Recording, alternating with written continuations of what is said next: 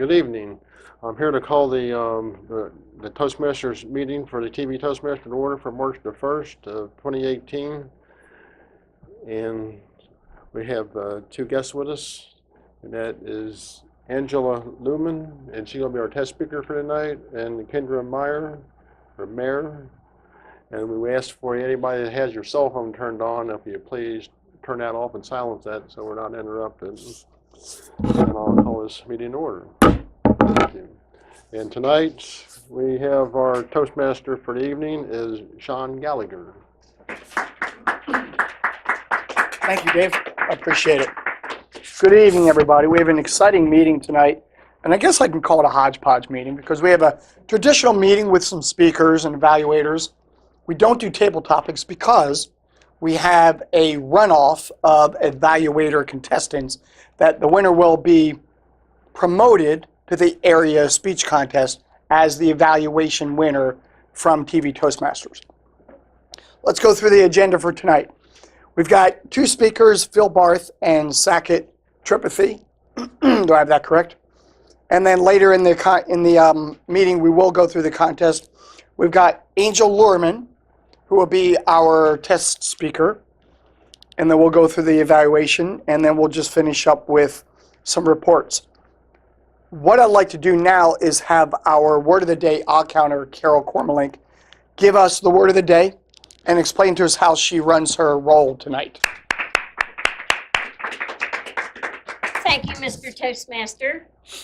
The word of the day is a word that I like, and I hope that you desire this word too, and it happens to be printed on your agenda under the word power and grammarian, and it's desire, a longing or craving as for something that brings satisfaction or enjoyment, which might be natural or unnatural.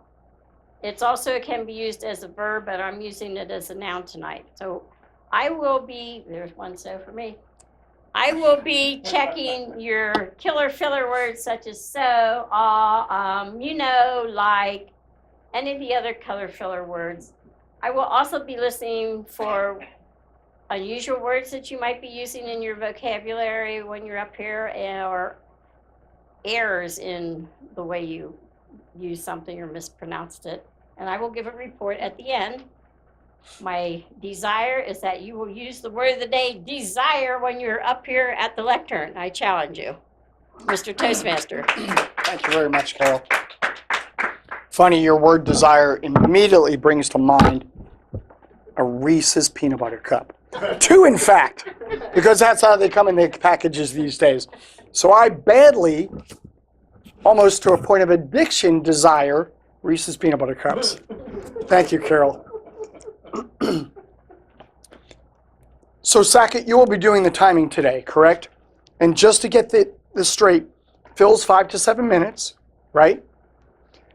And Angel, you'll be 5 to 7 as a normal speech. You won't be timing your own speech. I'll take care of yours. But as an icebreaker, we'll figure 4 to 6. And then for the evaluators, it is 2 to 3 minutes.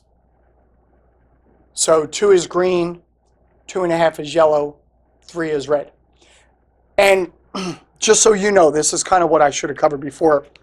2 to 3 minutes means that a minute and a half is minimal, right? No, a minute. A minute. Must be a minute. It should be on your timing sheet For a contest, yeah. to give an evaluation. We have a 30-second leeway normally. Right. We do not on the evaluation contest. It's 1 minute. 1.5. Wait a minute. 2, 2.5, and 3. Okay. 2.5 and 3. So your minimum you must give in any contest to be qualified is 2 minutes of an evaluation. The maximum is 3.5 minutes. So if you go less than 2 minutes or more than 3.5 minutes, you're disqualified for time. Your light feature will show a red when you hit 3 minutes, but you still get 30 seconds beyond that. So you mentally have to consider to yourself, I've got 30 seconds to finish it. You won't get the indication beyond 3 minutes of red. It'll stay on until you're finished. Does that make sense? They should Okay. actually wrap up at 11, at yellow, because they don't know if that just came on or if it's been on for a while. So if they're wrapping up at the yellow, they start, if they haven't, the middle of their evaluation, if they haven't reached that yet and it's yellow, they better cut on the spot so they don't go over. So as soon as he hits yellow, I know 2 minutes have passed. 2.5 minutes. Green. So let me go through this again. Okay. Green is 2 Okay. for evaluations. So as soon as he hits green, I know, okay, I did my job. Yes, you did the minimum. So, yeah, Good point. yeah, that's what I was. When you hit 2.5, it'll be yellow. When you hit 3, it'll be red. And then timing device works. Okay, great. All right, have I confused everybody enough? We're going to bring a couple speakers up now, and our first speaker is going to be Phil Barth, and Phil Barth is giving a speech today that he will present at the area contest as the international speech contestant for TV Toastmasters. And Phil's speech name is Why. So Phil Barth, why? Why? Phil Barth.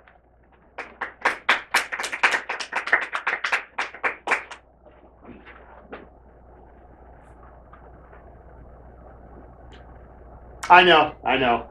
Tom Cruise. Okay, maybe not. But I do like these prescription Ray-Bans. They fit so well.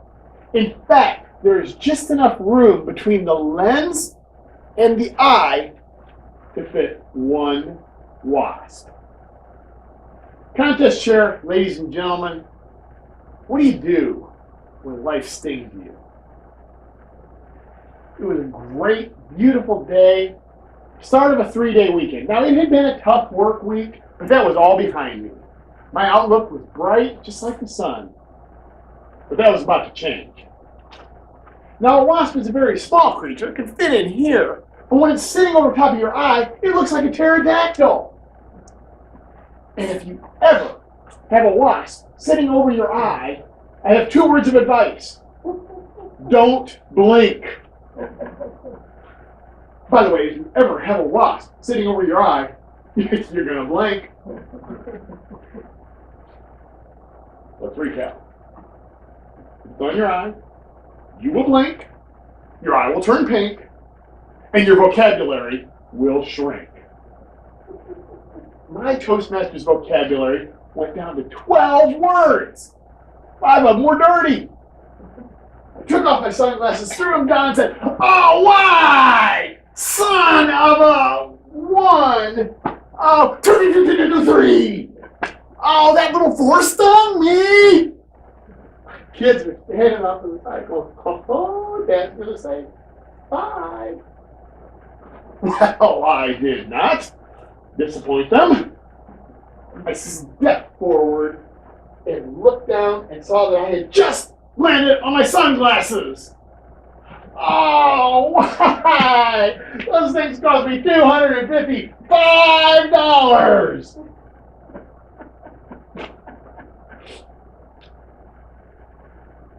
It's been said that time and ice packs heal all wounds.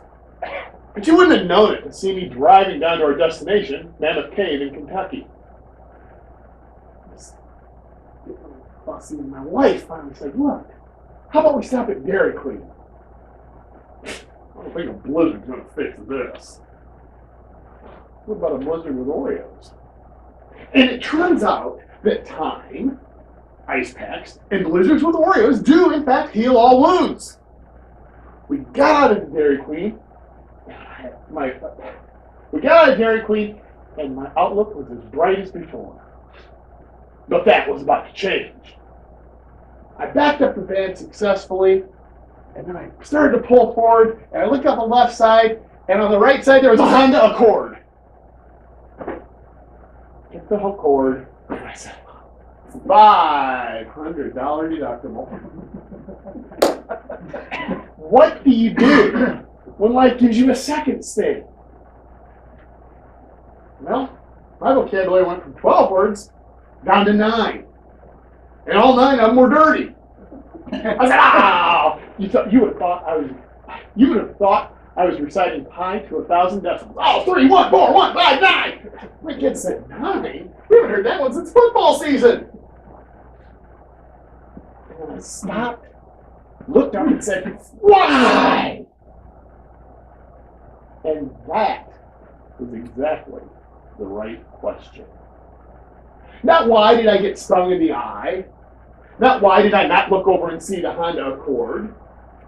No, the question was, why am I on this mission?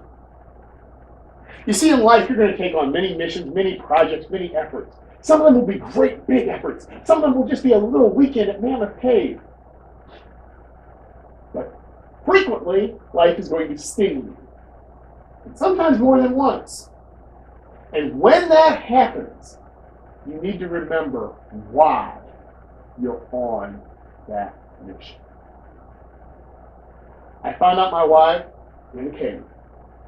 We crawled through some very tight, claustrophobic spaces, and we came to a room called Grand Central Station. 6 different caves go into this room. 250 feet underground. The ceiling is impossibly high. There is enough room in Grand Central Station to fit 2 football fields. Think of that. The Cleveland Browns and Cincinnati Bengals could lose simultaneously underground. When we got in that cave, my youngest son, Tom, looked through the cave and he said, wow.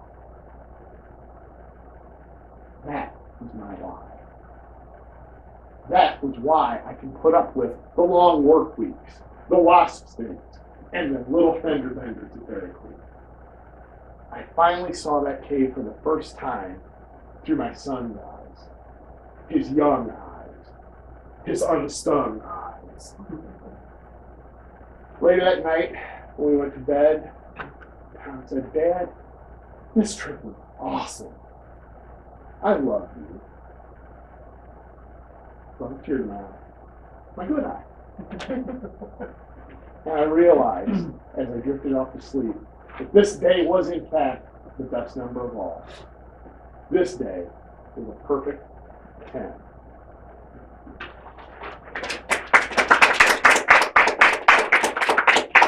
Good job, Phil. Thank you. Normally at this point, there'd be an assigned evaluator, and we'd give 1 to 2 minutes for them to collect their evaluation thoughts. What we'd like to do, and Phil is agreeing with this, is if everybody here is willing to, give 1 or 2 points to Phil that you thought was outstanding about the speech, what his strengths are, and maybe 1 or 2 points you thought he could have done differently and it might have made it better for you as an audience member. So consider that. Do we need 30 seconds to collect your thoughts, or do you feel comfortable? Do you need to write them down? I'll give everybody 30 seconds if you need to write down a couple points for Phil. I'll count in my head. You don't have to officially time. Thank you, though, Saket. He's ready to start the timer again for me.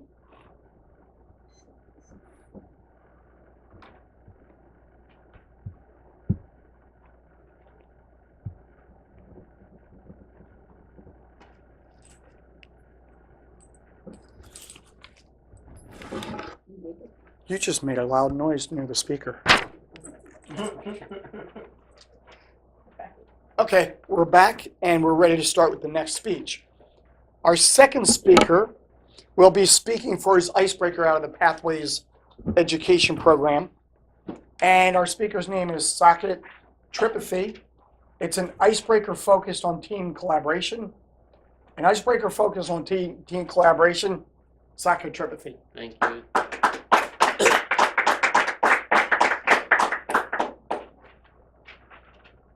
Hello friends, my today topic is icebreaker for my new pathway which I selected as a team collaboration. So let's start with my motive why I joined this Toastmaster. Basic reason is joining this Toastmaster is I am having ample time. I was having good quality of time and I want to spend in a fruitful manner which will actually enhance my personality. So that I started Googling and I find that where I can where is the possibility to improve myself. So I find the topic public speaking. Then I start looking for a public speaking, and I find that the first one in a Google page I find is this Toastmaster. And then I dig and I started looking around. I went for a couple of Toastmasters places, and I find this one best suited to me and my personality. And then when I started reading more, and when I started interacting with the people here, and when I came here and I started my first speech, I find that I'm not speaking among stranger. I'm speaking among the people who are like me. Their personality is like me. I'm finding my audience like they are one among me and I am one among them. Because I'm not feeling, if I'm fumbling also they are accepting me. If I'm feeling nervous also I'm feeling that they are accepting me. If I'm low esteem or self less confident while speaking, I'm feeling my audience that yeah, they are accepting with me with an open arm, and they are giving the feedback with a, which is actually helping me to be a more organized and more good in what I am doing. So this is all the reason why I joined the Toastmaster. And in a new pathway, I find that I have seen the different topics were there, and there I selected this team collaboration. What I strongly believe is, since from the birth child till your death, we are a part of a team, either in a one way or the two way. When I was kid, I was a part of a family where my father, mother, me and my brother were 4-member team. Then I went to college, I was a part of a college team. So everybody is at any point of time they are tagged with some kind of team. So, and it's I'm working in IT, and being in IT, it is very helpful for that. So I dig more toward the team collaboration. What actually team collaboration is? What is the important factor we are looking when we are collaborating the team? I find that the 4 important thing in a team collaboration: one is goal settings, second one is roles and responsibility of all the team members, third is problem solving skills, and fourth is interpersonal skills. So in why we are forming the team, any team is all the team is having some goal, certain goals. Like I told that when I was kid, I was a part of a team with 4 members: my father, my mother, my brother. So our team, what during that time, that team was to have good life, good lifestyle, provide good health care, good education. So all those were the part of that team, the purpose of that team. So every team is seeking a goal. So we have to achieve that goal when we are collaborating a team. The second one is every member should know it's a team desire to have every member know their roles and responsibility. And once every member knowing their roles and responsibility, the team performance will be optimized. Third one is problem solving skills. What is problem solving skill? I strongly feel that there is nothing called like God gifted. Everybody is trying and learning in their life. So problem solving skill, if like in last couple of back in a Toastmaster, we got a word yes. So in the same way, for every problem you have to convince by saying yes, and then tell the whole world that yes. So once you are convinced, then whole world will convince that yeah, and the problem will automatically get solved if you are behind that problem. So that's a desire of every member of that every personality is, it's a demanded from the every personality that yeah, you should have that problem solving skill. And other than that, interpersonal relation, that how you are helping other and you are getting help. So these are the 4 attributes what I am featuring in the team collaboration. Other than that, like what are the hurdles for this team collaboration? The most important hurdle what I am feeling is like nowhere this is teaches. In schools, everybody is learning for that get good grades. That is a individual performance. In schools, they are not teaching how you can optimize with a group of work, and then you will get a marks for something you are doing on the basis of team. So that is the one lacking area where which is I am feeling the root cause. If it should be motivated from there. So this is I strongly feel. And other than that, I'm also strongly believe that if in sports everybody should play sports, and which will enhance your team building skills. So these are the things which is my thought on the team collaboration. With that, I am stopping my speech. Thank you. We're going to move on to our practice session of the evaluation contest. We've got 2 contestants and 1 test speaker. And test speaker is Angel Lerman. Are you ready to come up? Angel Lerman, and the name of her speech is Resilience. Do I have that correct? Resilience by Angel Lerman. Thank you, Sean. Good job. Or good luck. So this is, if you're ready to go. Good evening, fellow Toastmasters and welcome guests. I want to talk to you today about a 10-letter word, R-E-S-I-L-I-E-N-C-E, resilience. We all have it. We may not all know it, but we all have it. I'm going to start off with a quote by a poet named John Sinclair, and he says, "Failure is a bruise, not a tattoo. Failure is just a stumbling block to our successes. You learn from them and you keep going." So I want to tell you a little bit about one of my stumbling blocks, one of my failures, because we've all failed, right? Everyone in this room has failed at some time, and if you haven't, you're very, very blessed. Back in the 4th grade, just a few years ago, back in the 4th grade, we had a spelling bee. I was excited. I didn't think, I was going to win, but I was excited. So we started out with an individual class, and we lined up around the room, and one by one, we approached the teacher. And the teacher she gave us a word, and had us say the word, spell the word, and say the word. And if we got it right, we got to go get back in line. How exciting. But if we got it wrong, and I held our heads down low, went back to our seats, where everybody saw us fail, right? Lucky me, made it down to the final 2. And the final 2 got to go on to the school-wide spelling bee. My ego was like this. I'm on top of the world. We get into the school-wide spelling bee, and there's other candidates who were also at the top of their class. They had succeeded. We lined up again, and one by one, we approached the principal this time. The principal did the same process. He gave us a word. We said the word, we spelled the word, and we said it again. And if we got it right, we got to get back in line. But if we got it wrong, this time, all of your peers saw you fail, and you got to go sit back down. I again was pretty lucky. I made it to the final 2. Finally, I'm one of the best spellers in Willowville Elementary. My ego was just huge. And I got to go to the district spelling bee. And by this time, my parents had told all the neighbors how great I was. My grandparents, how wonderful I was. Questioned my brother as to why he wasn't more like me. My ego was really like this. So the day came, and I got to go to the district spelling bee. But before, I dressed up in my nice black and white gingham dress. I had saddle shoes on. If you remember what saddle shoes are, I had those on.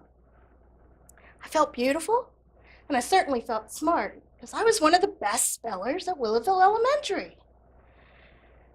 We went out to eat with my grandparents, and all kinds of accolades from them, and it really felt good.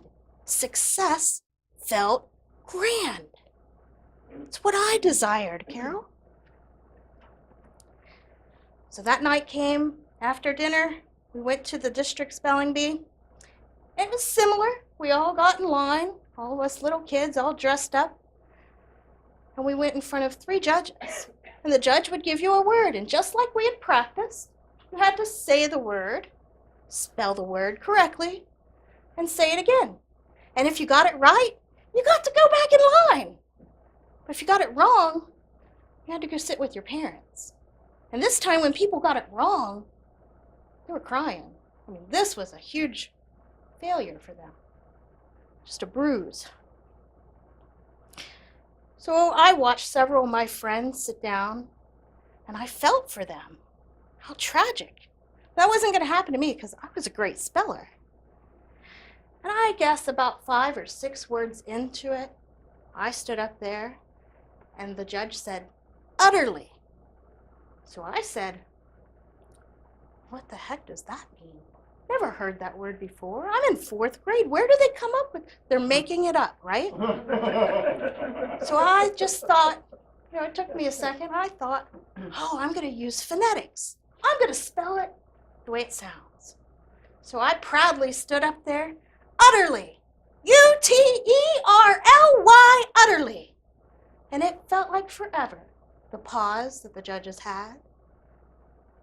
Then I heard over the microphone, I'm sorry, that is incorrect. My ego went like a balloon letting out the air. I had to go back to my parents. I failed. That was a hurt that I never wanted to feel again. But I woke up the next morning, and I was still a great speller. And I'd learned a lot from my bruise. I was never going to misspell the word utterly again. Utterly. U-T-T-E-R-L-Y. Utterly. And I continued on. My bruise was just a bruise. It wasn't a tattoo. I had resilience. And I proved that to myself. Thank you. Thank you, Sean. Appreciate it. So this is going to be a challenge of musical chairs and positions. And Carol, I'm going to explain to you. And because of the way we've assigned certain things in this meeting and contest, somebody has to escort the contestants outside. Somebody has to preside over the meeting.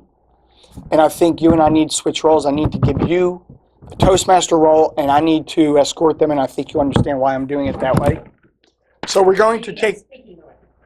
The speaking order is Dave is first, Dave Delahunty, and Suzanne Whitrock is second. Thanks for asking that question. So I'm going to escort them so they can take 5 minutes and finish out their evaluations, and then we can do whatever Toastmaster does. Actually, you'll probably interview some of the contestants and speakers like they do at the other speech No, the speakers contests. are going to be out with you. No. You've That got means 3 the speakers. You evaluators. can go ahead and Right. do which one. Anyway, I'm moving on. We'll be back. Yeah, 5 minutes you have. I'll time it out here, Carol, when they Okay. start. Okay.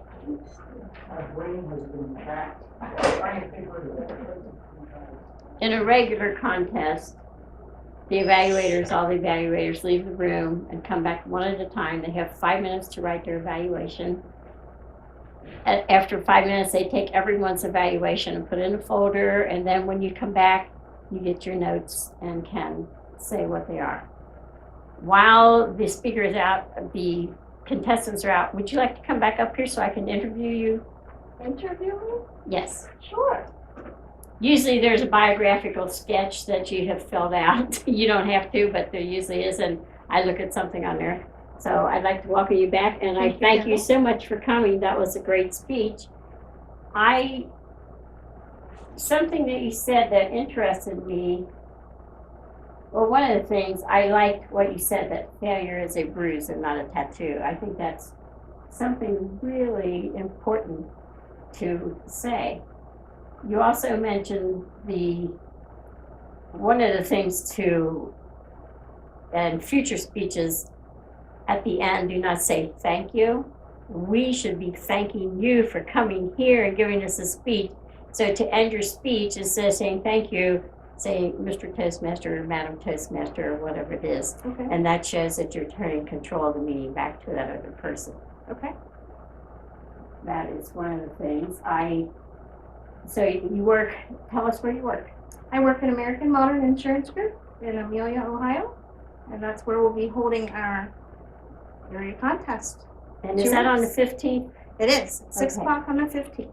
6 o'clock on the 15th. All right. And I can't be there because I will be down in Florida at the Health Resort getting Oh, I'd healthy. hate to be in Florida. Let's move the contest down there. Yeah, yes, Carol, why can't we do that? That would be great. I know that American Modern Insurance was one of the clubs that I helped start, and there were 35, 40 people who wanted to join Toastmasters when I went there to talk to them about that. One of the things I learned, I forget, he was a little guy, short guy that I talked to, I can't remember, he's not there anymore. 45 minutes I talked to them on why Toastmasters was so fantastic and blah, blah, blah, and why we should have a Toastmaster club there. 45 minutes, he had holds up his hands and said, when do we get to talk? I go, oh, now. When he started talking, I found out that I was already a page ahead of them. They were back one page, and I thought, if I could just ask them, what do you need to know, or what would you like to know? I could have saved there are 4 managers and me. I could have saved all that hour time, that 45 minutes time, if I had just asked the question first. But one of the things I learned from your meetings, I went to one meeting, they had no speakers. What they did, they gave a magazine report. Do they still give magazine reports? Well, unfortunately, or fortunately, recent meetings have been lined up with speakers, so we've not had an opportunity. So I'm blessed in that way. But I think our last magazine report was almost 2 years ago. Well, the good thing about it, I happened to be there, and they talked about Croy Sather, who his story was in the January magazine. I went home and read more about him. At age 14, he had gotten hit by a car, thrown 14 feet over the top of the car, landed on his head. They said he would never walk, talk again, and if he lives, it'd be a miracle. That was not for him. He, not only did he walk again, he walked 100 miles a day for 100 days from California to New York. He gave a speech every place he went to underprivileged people or to wounded warriors, something, and there's, I forget the third thing. And this all came about reading this in the magazine because of you guys, your meeting. He was one of our keynote speakers at the district conference because I had read that and said, this would be a great guy. He's motivational. He's written several books, and he's really good. And he came to our conference. That was because of your AMIG. That's meeting. exciting to know. I did not know that. So that was because of your meeting. One of the other things, I know that your meetings, with the 2 meetings, if they can't go to one, they're able to go to fill in at the other one. Right, so we have 2 clubs, Modern Voices and Midland Aces, and they meet, one club meets the 1st and 3rd Thursdays of the month, the other the 2nd and 4th. So yeah, if you can't make the one that you're scheduled for, you can go to the other to make it happen. Very good. I think that's a really good idea to do that. Do any of you have any questions that you would like to ask of our keynote speaker here? Of our test speaker? I know that you host a lot of the TLI, the training sessions. We do. And I was so thankful that you did on Thursday, but that Thursday that you're doing it, I normally would be able to come, but I'm going to be in Florida, so I'm sorry that I'm going to miss our own TV Toastmasters area contest. I'm excited to be there, though. I'm excited that we're hosting it, and you guys get to come out and see what we do. And Rachel, she's from AMIG, isn't she? Rachel Brigham, yes. Yes. She is one of the most fantastic Pathways presenters I have seen. Michael Pope is really good. We adore her. So we now have come to the end of our interview here, and Sean is ready to come back with our first evaluation contestant. Okay. So for the evaluation contestant number 1, Dave Delahunty. Dave Delahunty.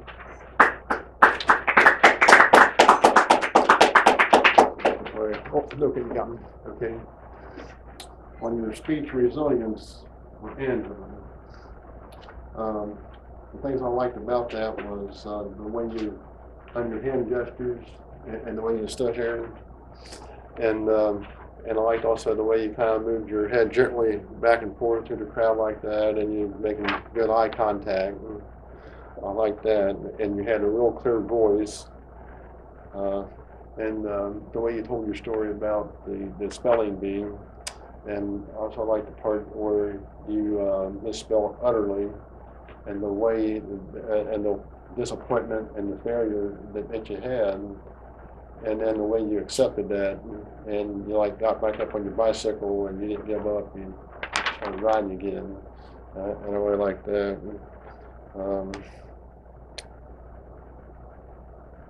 And the things that I think you could have improved on, like when you talked about getting back in line and you started kind of like walking like this, if you maybe would have got it a little bit more like that, you know, marching, I think that would have looked kind of nice.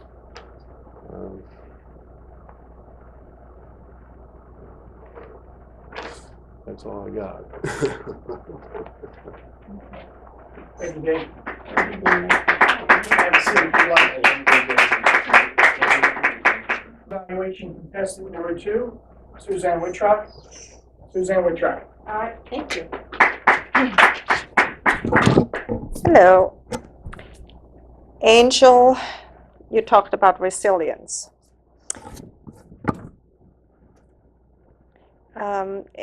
In the beginning, I felt a little bit like you were swallowing your words, and it took me a few seconds to kind of get into the story.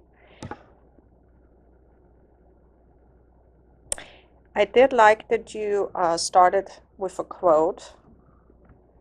It kind of, you know, that made me focus on what was going on in your story. I liked how you put me right there in the school when you were explaining how you all had to line up and go around, and I was like, oh yeah, that sounds familiar. You had a great stage presence. You seemed very confident. You used no notes at all, so that's good. Great. Yeah, I need my notes. You had great eye contact with everybody. I think that was very good as well. I really enjoyed when you were showing the feeling about how you were deflating like a balloon. That was such a great way of showing, you know, what a feeling could be like. One thing I kept waiting for, the word resilience. When is it going to show up? When is it going to show up? So you used it in the end, which I guess it was a great way, because I was like, okay, isn't the word resilience going to be in the spelling bee? You know, so. But then when you were talking about, let's see, my glasses here. Yeah, the word utterly. I thought maybe the word utterly should be your title. Might want to think about that. Just an idea. So then you gave us a great way of showing us how resilience can be, how it can show up in life, how you can live it. Give us a good idea with that. And I just enjoyed the story overall. It's an everyday thing that happens, I think, so many times in America with spelling bees, and it shows us really how children can feel and what they go through, their emotions. So I enjoyed that very much. Thank you.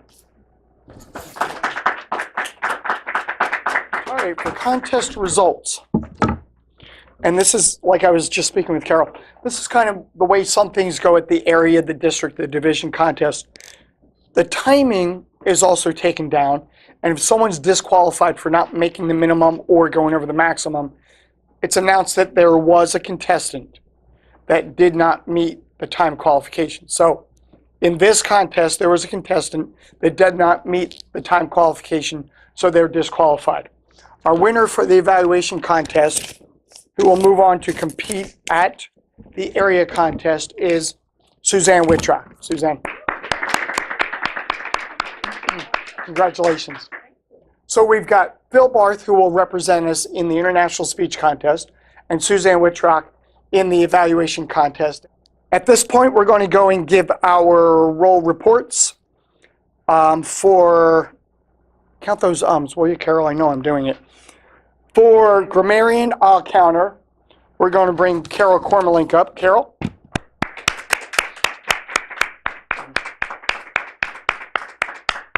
And I know not to bang my. You're better than me? Yeah. I thought we did really well with the word desire.